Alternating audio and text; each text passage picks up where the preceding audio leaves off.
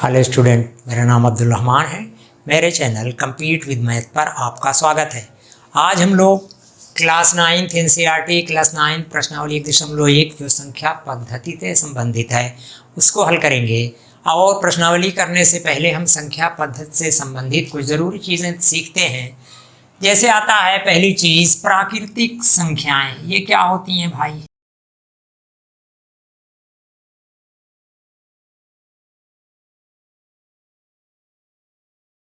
प्राकृतिक संख्याएं वे संख्याएं जिनका हम चीज़ों के लेन देन में प्रयोग करते हैं, वे प्राकृतिक संख्याएं कहलाती हैं। जैसे 1, 2, 3 इत्यादि। जीरो प्राकृतिक संख्या नहीं है। अगर हम आपको 0 रुपया दें तो आपको कुछ नहीं मिलेगा, लेकिन 1 रुपया देंगे तो 1 रुपया मिलेगा आपको भाई। तो प्राकृतिक संख्याएं वे संख्याएं होती हैं जिनका हम चीज़ों के लेन देन में प्रयोग करते हैं। सबसे छोटी प्राकृतिक संख्या 1 हुआ करती है। सबसे बड़ी प्राकृतिक संख्या आप नहीं लिख सकते। आप जितना भी बोलेंगे हम उसमें 1 जोड़ देंगे, अगली प्राकृतिक संख्या हो जाएगी। फिर दूसरे आते हैं, इनको n से डिनोट करते हैं। n अंग्रेजी के बड़े अक्षर n से दिखाते हैं प्राकृतिक संख्याएं।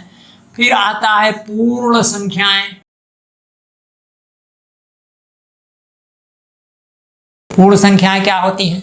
0 और प्राकृतिक संख्याओं के समूह को पूर्ण संख्याएं कहते हैं। 0, 1, 2, 3, 4, 5, 6 इस तरह होते हुए, और इनको W से आप डिनोट करते हो। Whole number, natural number, whole number. और उसके बाद आते हैं पूर्णांक। पूर्णांक क्या होते हैं? ऋण संख्याएं 0 और धन संख्याओं या प्राकृतिक संख्याओं के समूह को पूर्णांक कहते हैं। जैसे आप इधर से होते चले आए, ऋण 3, ऋण 2, ऋण 1, 0, 1, 2, 3 ऐसे बढ़ते चले जाएं, तो ये सब इंटीगर्स पूर्णांक कहलाते हैं। इनको इस तरह किया जाता है। ये कुछ बेसिक चीज़ें हैं, आप इनको जानते रहेंगे तब इस आधार पर आप प्रश्नावली को कर सकते हैं, और नहीं तो नहीं। प्राकृतिक संख्याएं वे संख्याएं जिनको हम चीज़ों के लेन देन में प्रयोग करते हैं। सबसे छोटी प्राकृतिक संख्या 1 होती है। सबसे बड़ी प्राकृतिक संख्या को आपको लिखा नहीं जा सकता। क्यों? आप बोलोगे कुछ भी 1 जोड़ देंगे अगली मिल जाएगी, आप कैसे कहोगे ये लास्ट है। दूसरी आती है पूर्ण संख्याएं। जब हम प्राकृतिक संख्याओं में 0 को ऐड कर देते हैं तो वो पूर्ण संख्याएं कहलाती हैं। सबसे छोटी पूर्ण संख्या 0 होती है। इसमें भी सबसे बड़ी पूर्ण संख्या को आप नहीं लिख सकते।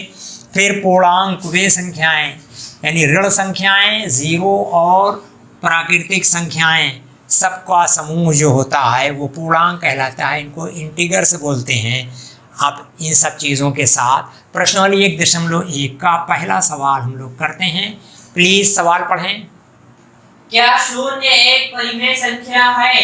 क्या इसे आप P अपान Q के रूप में लिख सकते हैं, जहां P और Q पूर्णांक है और Q बराबर नहीं है 0 के?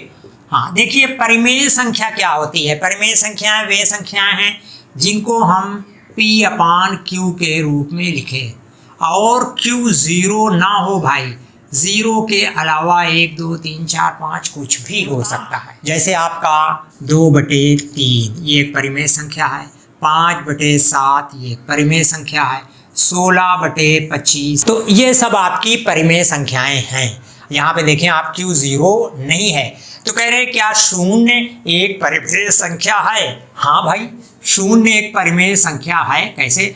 आप 0/1, 0/2, 0/19 सब में देखें P आपका 0 है, लेकिन Q बराबर है 1, 2, 19 इस तरह कुछ भी हो सकता है।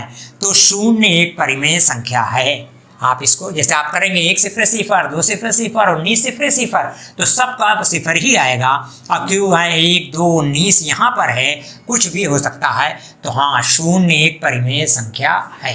प्लीज दूसरा सवाल पढ़ें। 3 और 4 के बीच में 6 परिमेय संख्याएं ज्ञात कीजिए।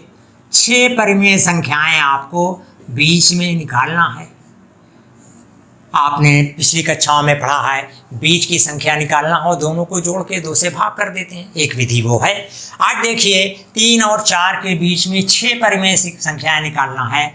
तो देखो 3 बराबर आप लिख सकते हो 6 धन 1 7, जितनी संख्याएं निकालना उसमें एक जोड़ देते हैं 7। अब यहाँ पे एक ऐसी वैल्यू रखें कि जिसको भाग करने पर 3 आ जाए, 6 1 7 7 3 21 आप रख देंगे तो ये हो जाएगा। इसी प्रकार आप 4 को देखें, 4 बराबर 6 धन 1, जितनी संख्याएं निकालना उसमें एक जोड़ देते हैं। अब यहाँ पे एक वैल्यू रखें कि इससे इसमें भाग करें, 7 से इसमें तो 4 आ जाए। देखिए इसका गुणा करें, 7 चौक 28 आप रख देंगे। अब देखिए 21/7 और 28/7 के बीच की 6 परिमेय संख्याएं आपको निकालना है। तो देखिए हो जाएगा 22/7, 23/7, 24/7, 25/7, 26/7 और 27/7। 1 2 3 4 5 6 इस तरह आप निकाल सकते हो। सवाल नंबर 3 देख लें आप। 3/5 और 4/5 के बीच 5 परिमेय संख्याएं ज्ञात कीजिए। देखिए ये आपकी परिमेय संख्या है और ये 3 4 पूर्णांक थे, पूर्ण संख्याएं थी। तो उसमें निकालने के लिए ये तरीका है। अब इसको निकालने के लिए क्या तरीका हो सकता है, ध्यान से देखें। आप इसको लिख सकते हैं 30/50, इसको लिख सकते हैं 40/50। आप 0 से 0 काटेंगे बचेगा, 0 से 0 काटेंगे वही 3/5 बचेगा।